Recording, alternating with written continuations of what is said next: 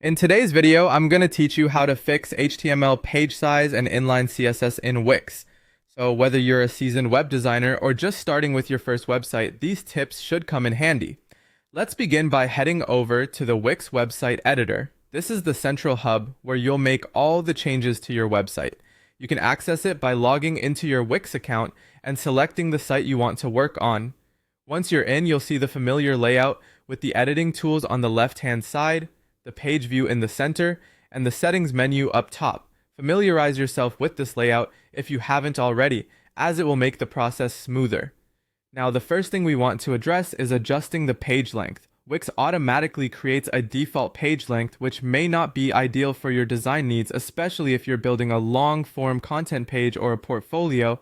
In the editor, you'll notice at the bottom there's a small handle. Click and drag this to adjust the page length to your preference. This isn't just about aesthetics.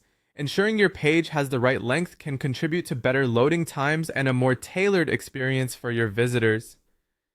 Next, let's talk about setting the site max width in Wix Studio. This is a crucial step because it affects how your content fits into different screens, especially with the variety of devices that users might have.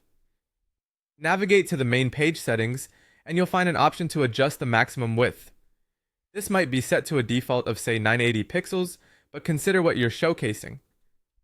A full width background might need adjustments closer to 100% of the browser width, especially if you want to create visually impactful designs that span edge to edge. However, remember that depending on your audience, you might want to keep your content within a more traditional range for readability. Around 1200 pixels usually fares well. Finally, let's talk about managing element sizing in Wix Studio. Wix provides flexibility, allowing you to adjust the sizes of text boxes, images, and other elements on your page. Select an element you want to resize. You'll notice the bounding box that appears with small drag handles.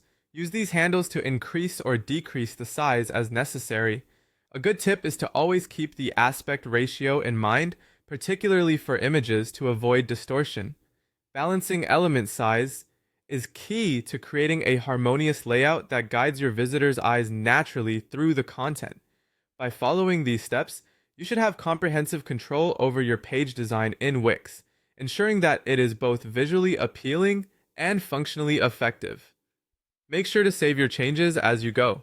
Thanks for watching, and don't forget to join us for more tips and tricks on web design.